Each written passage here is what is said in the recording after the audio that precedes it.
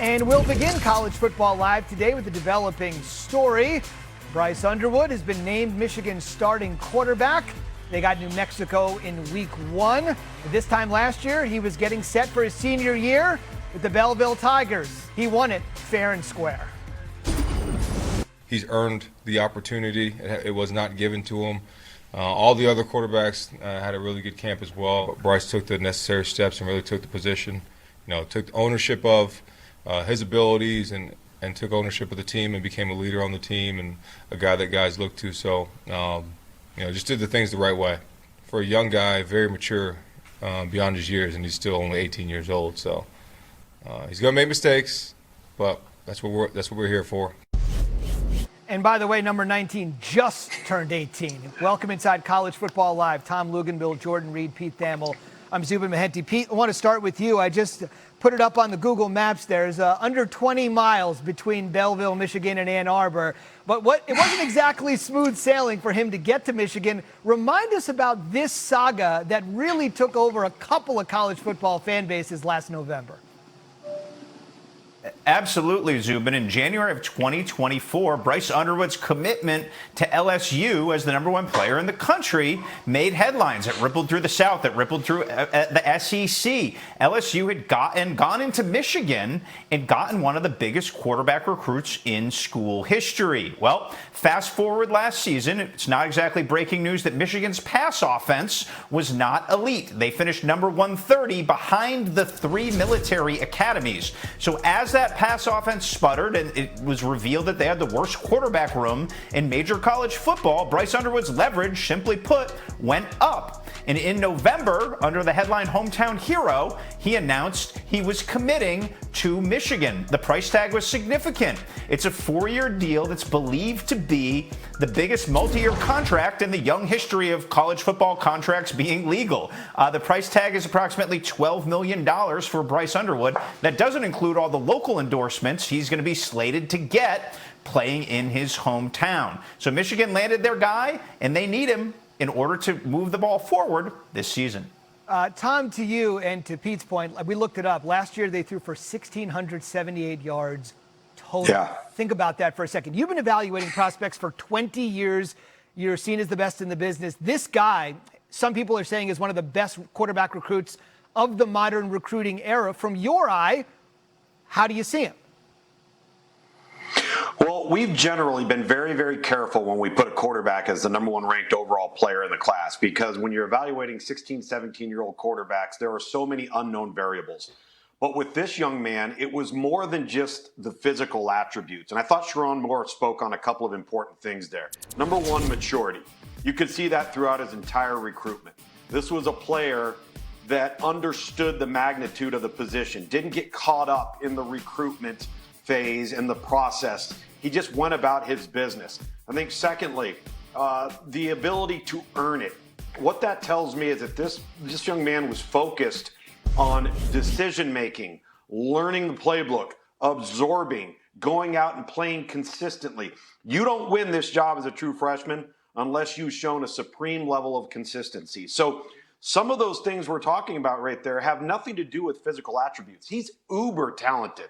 In the mold of, let's just say, from a physical talent standpoint, he's going to be like a Joe Milton, but a better runner. However, I say that Bryce Underwood, throughout the course of his high school career and now heading into the University of Michigan, far more of an accurate, consistent performer as a passer. So I commend him. Yeah, Luke, I'm excited to see him on the field. Now, what exactly are you getting with Bryce Underwood? We're talking about somebody that is 6'4", nearly 210 pounds. Very rare size for a true freshman. And him being a true freshman, that's something that is unseen in college football over the past 15 years or so with quarterbacks. Even going back to guys like Trevor Lawrence, it's very rare to see a quarterback come in and be named the starter as a true freshman. This is the first time Michigan is going to have a true freshman quarterback under center since 2009. And we have to remember, Coach Sharon Moore just talked about it. He just turned 18 years old a week ago. So there are going to be some growing pains, but that is the part of the maturation process with a quarterback, specifically a true freshman. But you want to make sure those positive flashes outweigh the growing pains. It's a great point, Jordan, because the other way to look at it is simply, if he's as good as everybody says he is, he's only going to be there 3 years, so why sit him year one? Just get the most out of him while you can. We certainly got the most out of one of the great rivalries, the longest continuing rivalries in the country between Iowa State and Kansas State, which the Cyclones won by going forward on a gutsy 4th and 3 late in the game to seal the deal and essentially run out the clock. Matt Campbell, no second thoughts about doing it. I think that's how you got to win, right? I mean, this is team football. Nobody's going to care how it happened. You got to win the game, and that's kind of why we went for it. We felt like if we had a chance to gain the first down, we could win the football game. Great execution, and you trust the guy next to you because you know what he stands for. Bottom line, we're disappointed. Came here expecting to win and didn't win. But I'm proud of the guys, and we've got to go back, regroup, get some guys healthy, and get ready to go Saturday. It was a tale of two halves. Tom, let's start with you. If you saw the first half, you saw 4 fumbles. If you just tuned in for the second half, you're like, man, this is one of the cleanest games I've seen. It was just a wild situation. What's your biggest takeaway from this great finish in Ireland? Well, to add to that, it was wet versus dry. That was the difference between the first half and the second half. And listen, with a sloppy track of wet, heavy football, I just felt that Iowa State handled the conditions better. It was very clear early on that Rocco Becht was more in control of throwing the football under adverse conditions than Avery Johnson was, and it gave them a two-dimensional offensive approach where Kansas State didn't have that in the first half. Fast forward to the second half. I think the biggest takeaway for me was Kansas State's inability to get off the field on defense. Iowa State took over the line of scrimmage and ran the football down Kansas State's throat. And I think that's what led Chris Klieman, Kansas State's head coach, to make that decision on his own 29-yard line with 8 minutes and 30 seconds to go for it as opposed to punt it away, because I think he was worried they wouldn't be able to stop Iowa State. And so those two things stood out to me, and you got to credit Iowa State for weathering the storm, for no pun intended, and being able to handle those adverse conditions that have nothing to do with X's and O's and execution and all of that stuff. Yeah, Luke, I just think Rocco Becht took the game over and put his stamp on this game in the fourth quarter. And even though the stats were not eye-popping, he finished 14 of 28 for 183 yards and 2 touchdowns. I thought the timely throws that he was able to make in this one really was the difference in this game. And that's really been the story of his career. He is the engineer of this Cyclones offense. And what was the big question mark coming into the game? Who was going to catch passes from Rocco Becht this season? They lost 2 valuable day 2 draft picks in Jalen Noel and also Jaden Higgins. But who was going to step up on this wide receiver core? That didn't really matter for Rocco Becht. He trusts those guys on the perimeter, and I thought he was phenomenal in the second half. Pete, we should mention that we know Kansas State has sort of a dynamic backfield with their quarterback, Avery Johnson, but when the second half of that dynamic duo got hurt, the tenor really changed, and I know you've got perhaps some thoughts here on what happened to Dylan Edwards and his progress moving forward. Well, Dylan Edwards started the season about as bad as you can, Zubin. He fumbled a punt and got hurt on the first play that he was on the field in Manhattan, Kansas.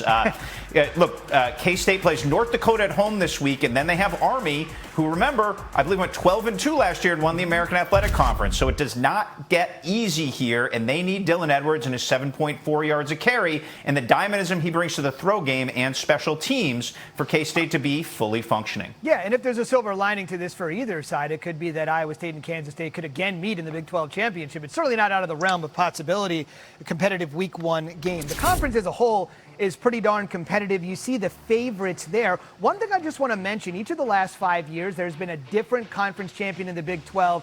Some of those teams are no longer in the Big 12. I sort of mentioned that as well. So let's look ahead. We're just one game in.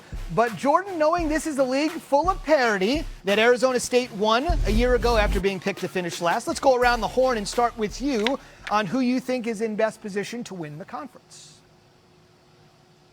I know we're talking about parity, and this probably would have shocked everybody last year, but not this year. But I'm going to go with Arizona State. I just like the combination of Sam Leavitt and Jordan Tyson on the perimeter, who is arguably the best quarterback wide receiver duo in the country. I think they're going to explode again this season. They have to replace Cam Scatterbull, who was a big part of that offense a season ago. But I really like Kanye Udo, who's a running back from Army, who put up really good numbers for them a season ago. But I'm going to go with Arizona State here. I like what they have coming back defensively, but offensively, I think they're going to be very explosive.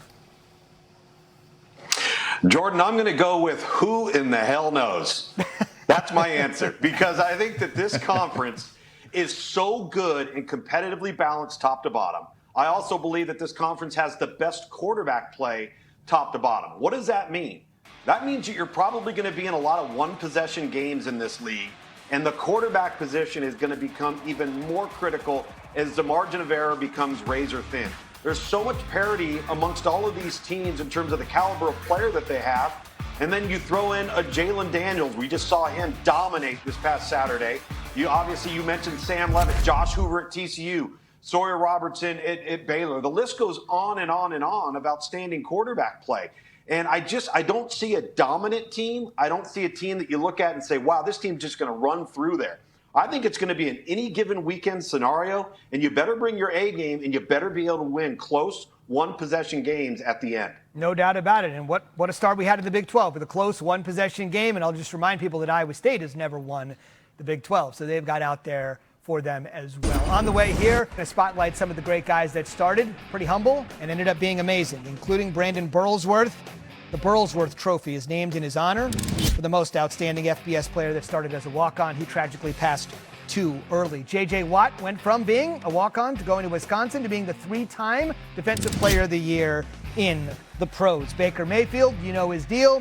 Texas Tech, Oklahoma, all the swag, top overall pick in 2017. Hunter Renfrow, same deal, ended up making one of the most consequential catches in the history of the college football playoff and Clemson's program, and one of the most consequential quarterbacks that nobody saw coming for Georgia was the 2-time national champion Stetson Bennett. Now, Saturday when Ohio State takes on Texas, all eyes are going to be on Arch Manning. The last thing he would ever be described as is a walk-on. He's had the hype on him since he was about 5 years old. But as we go all access inside the Longhorns camp, we take a look at a guy that had his dreams come true as a walk-on, moving up and on. But first, here's somebody that's even probably more famous than Arch. Glenn Powell here. This fall, I've got a new show coming to Hulu called Chad Powers, in which I play a disgraced college quarterback who disguises himself and joins a team as a walk-on. My name's Chad. To celebrate the show's release and honor that underdog spirit, we've dropped in on the University of Texas Longhorns, where an unsuspecting player is about to find out he's earned the free ride he's always dreamed of. What a day, huh? Two of my favorite guys in this line, man. Two of my favorite guys.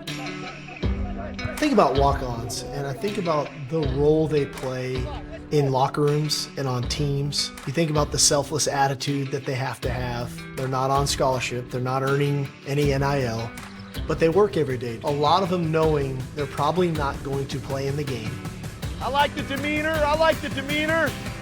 Being the guy at your high school team and to go from being the guy to the very bottom of a team and having to earn the respect and climb up the ladder all again, it's a hard thing to do. There it is. Give me a punch in the back.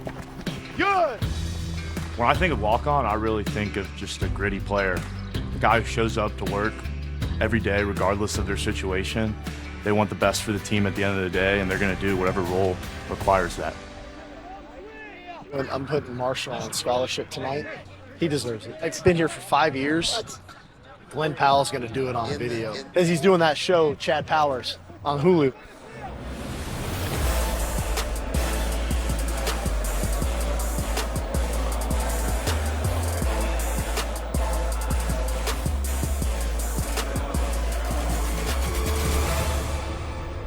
How we doing, man? All right, I got a video I want to show you first, and then we'll get into the rest of me. So you can go hit that, let it roll. What's up, Longhorns? It's Glenn Powell, fellow Texas alum. I have a show coming out this fall called Chad Powers. I got something coming up, something kind of big. So I have a newfound respect for what it takes to join a football team. It takes grit, it takes grind, and most importantly, it takes heart. Marshall? When I heard my name, my soul kind of it was like an out-of-body experience almost. Your hard work has not gone unnoticed.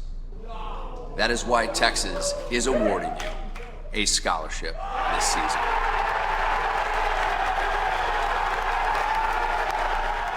And then I think I just kind of blacked out in my head.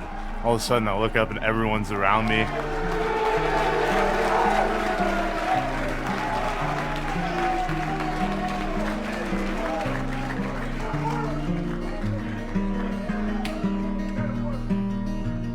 Been doing this for 5 years.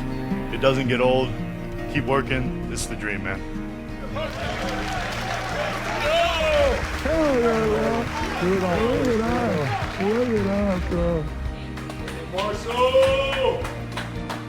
This is my guy right here. 2 walk-ons turned scholarship guys. Roommates for what, 4 years? 4 years. 4 years. Look at that. Who would have thought? Who would have thought? Congrats, bro. You deserve it, bro. Appreciate it. Appreciate it. Cool. Hey, Mom. Oh my God. Can you believe it?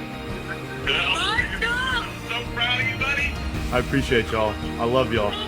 You earned every bit of this, Marshall. You worked so hard. We are so proud of you. I mean, best day ever. 7th-year senior transfer, the starting quarterback. He beat out Cutter Boley, a sharp young prospect from nearby Lexington, in a camp battle. Calzada has been at Texas A&M. Remember, he upset Alabama back in 2021. Spent a year at Auburn, was at Incarnate Word before transferring to Kentucky. He may or may not be older than Jordan Reed. Calzada's been around for a long time. Jordan, can you confirm or deny real quick? Can't confirm. Okay. Notable starters. Here we go. A lot of these guys a lot younger and a lot less traveled than Calzada. Lugs, let's start with you. Who are you most looking forward to seeing this weekend?